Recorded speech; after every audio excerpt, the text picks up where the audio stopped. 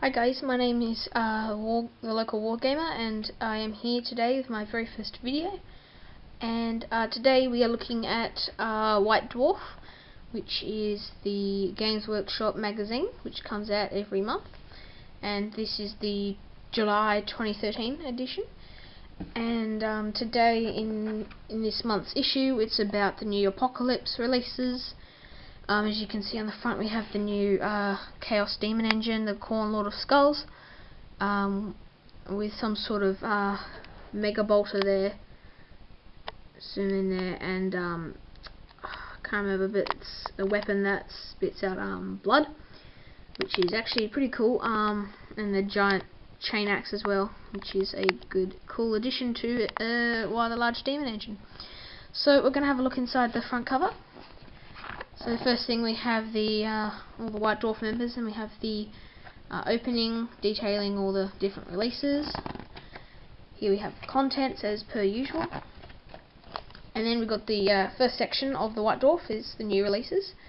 And here we can see a battle between the Space Marines and the Necrons. So we'll continue on.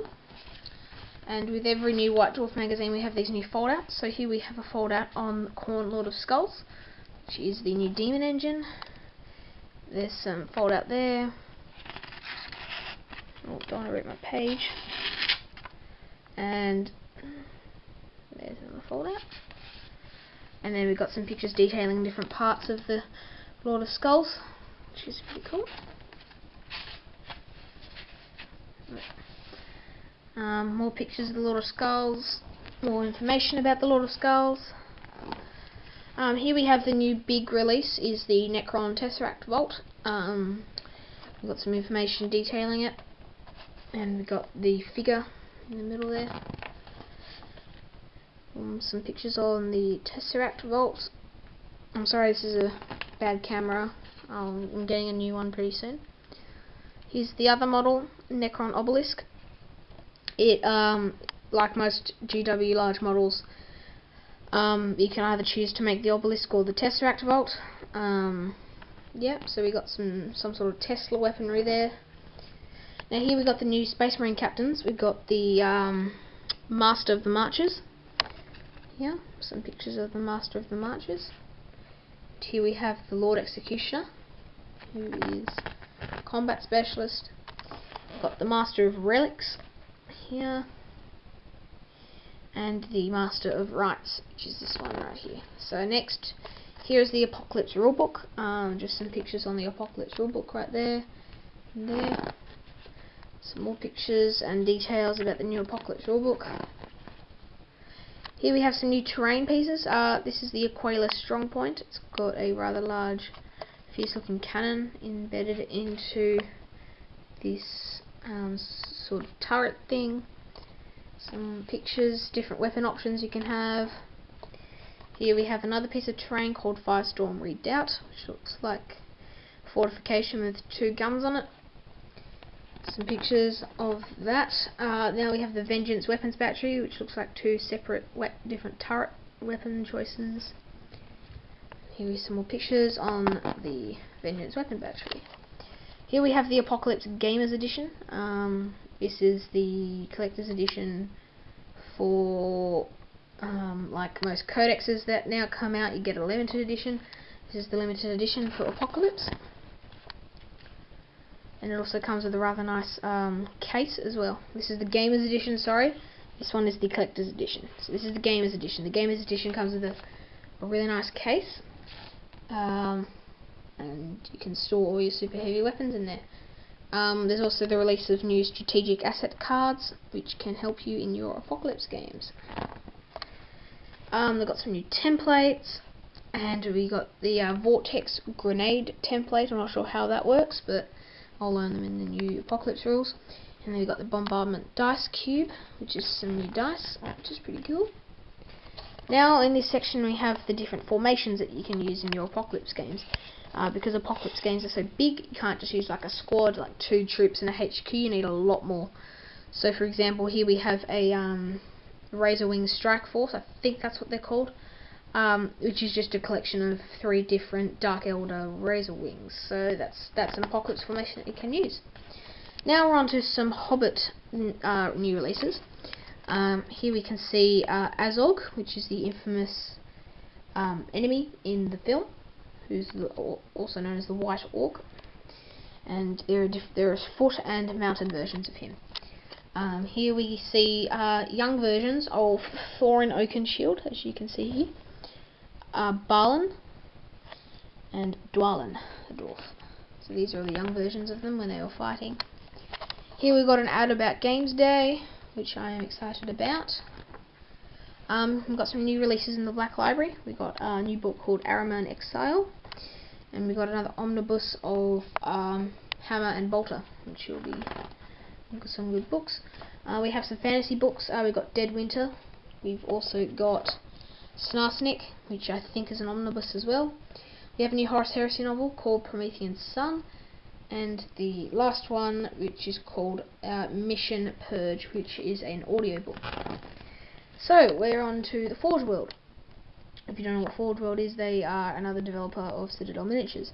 Here we see a new Necron model. It's called a Necron Tesseract Arc, which is a very rare model, but that's now available.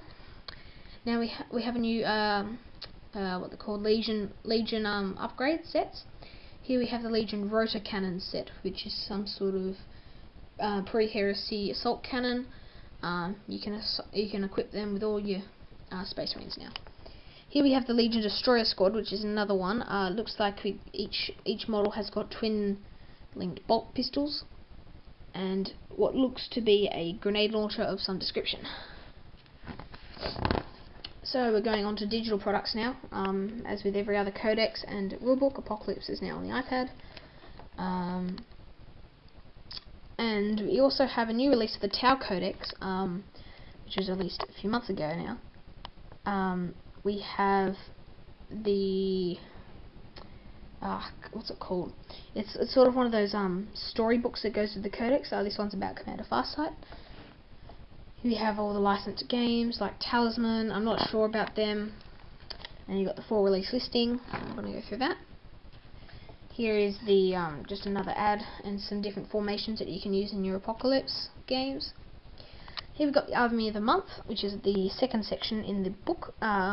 This month, it's Jamie Force's Warriors of Chaos. I'm not going to go through this in too much detail.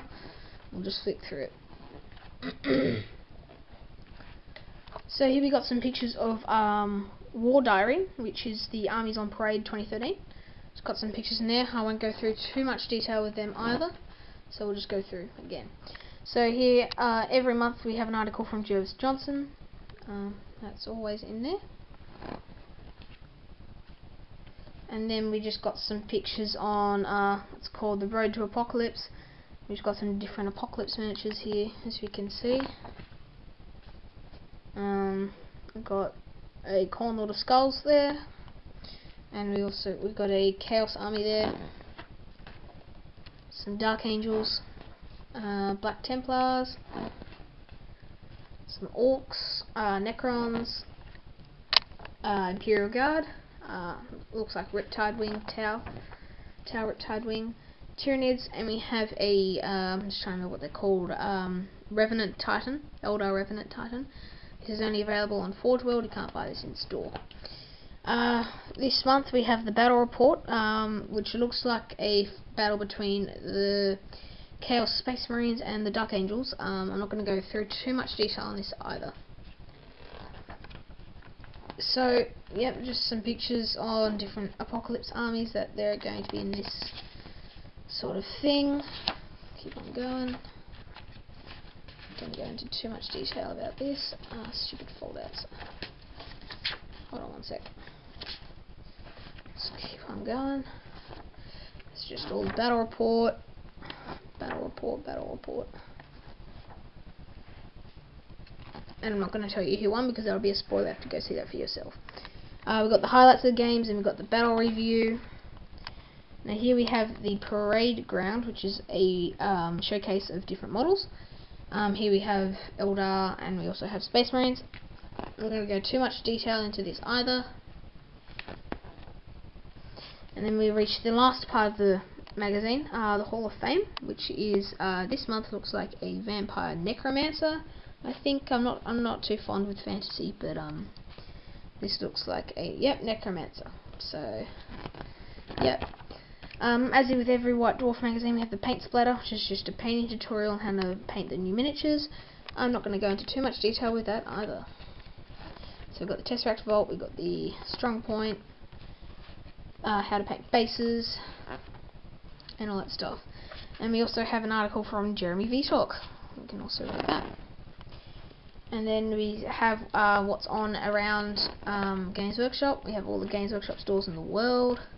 Here there's about 3 pages or 4 pages. And then we got some events going on in different hobby stores. You can have a look at that again. And we've got some independent stockists, and then we got an add-on Dark Vengeance, which is the starter set. And then we got some more pictures of what's been happening this month in White Dwarf and all that stuff. Just some more things about what's been going on in the studio and stuff like that. So, and then at the back of the book is always the calendar.